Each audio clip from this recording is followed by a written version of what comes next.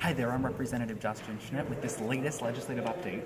And I'm Senator Linda Valentino. We just heard from the governor on Right. his annual State of the State address, and we just wanted to bring you the latest update today. There were very few surprises in this. We kind of expected a lot that was in it. Obviously, it was all about his biennial budget. We just want to kind of delve into a few things that we heard tonight. Obviously, income tax was a big thing.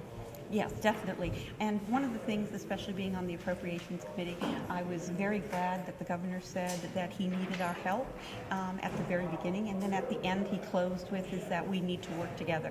So I'm hoping that the governor will follow through with this and will work with us on the Appropriations Committee for this. So I think that was a good sign to hear that he is willing to work with us. There were a few bipartisan pieces that I saw in terms of policy. Natural gas is something that we might be able to work together on. Nursing home funding, eliminating military pension tax, for instance, hydropower, and attracting young people to the state. Hopefully he actually means that with our youth caucus. That's going to be really important. Well, and the other thing also is that I was here when we did tax reform back in 2009. I was on the Taxation Committee, was a big supporter of tax reform, and I must say when the governor proposed this in his budget, I was very surprised but very pleased. I did not think tax reform would be on the table this year, so I'm happy that we're talking about this issue again, especially where the Democrats have been very devoted to this previously. We do need to be a little bit concerned, though, about a potential shift to the local level. The governor mentioned a lot about property taxes and again, the expansion and the broadening of the sales tax. But we have to be careful because the property tax issue is really important to a lot of our constituents back home.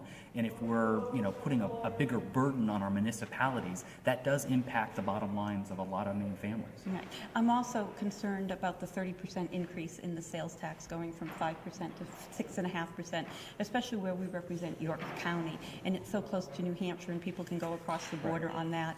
And I guess I'm also a little concerned that there was a decrease in the meals tax and the lodging tax stayed the same, especially where there was such an emphasis that we have 26 million people here in the summer. So I think a lot of these items need to be vetted very fully before the Appropriations Committee and some type of compromise. I'm very optimistic that we will be able to get to some type of tax reform package. I think it's really important that we stress the importance of making sure that we have municipal revenue sharing, and that's something that is eliminated in this budget.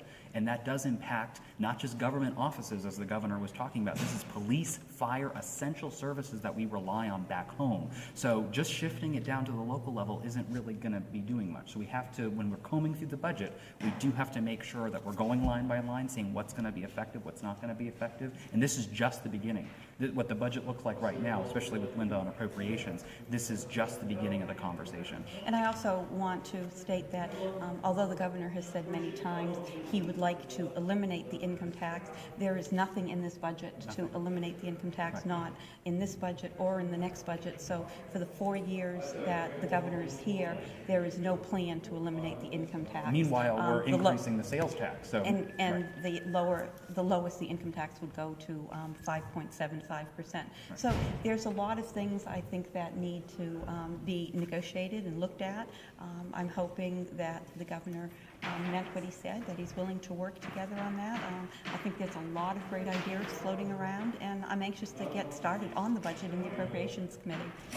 Well, I have some other concerns too about just briefly, I know we could keep going on this, nonprofits, in terms of taxing nonprofits. We have to look at, is that going to really be effective? We have a lot of nonprofits back home. We have to see what threshold that they're actually looking at wanting to do. This might affect schools even, so I think there's a lot of things that we have to address that may not be on the surface there. So not taxing nonprofits might be a sticking point for some people. And well, one of the things also is that Thornton Academy is our public high school, and it's a 60-40 receiver school. That might have been something that hadn't been thought out. We need to take another look at that also in the budget. So there are the different nonprofits, and land trust was another thing that was brought up. So I know you want to wrap this up. And exactly. So we could keep going. So we're going to continue this conversation about the budget as certain bills come up. Again, over 1,700 bills, including the budget and a lot of different pieces from this. So we'll keep you updated every step of the way. This is sort of a legislative update right after the State of the State. So stay tuned and stay connected. Thank you very much.